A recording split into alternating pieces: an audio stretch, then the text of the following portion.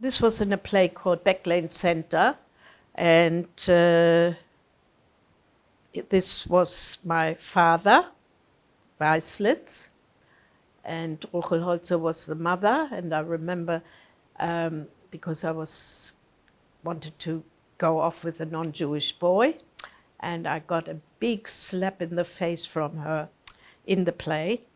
And after every performance, she apologized profusely because she didn't want to hurt me, but she played it for real. That was one of the few plays at the end that they played together.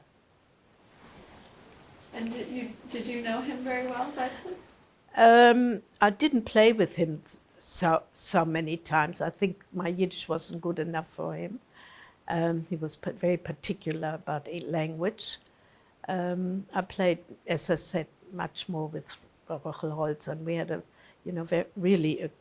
not just in the theater, but outside the theater, a close relation. She really regarded me as a daughter because she didn't have children herself.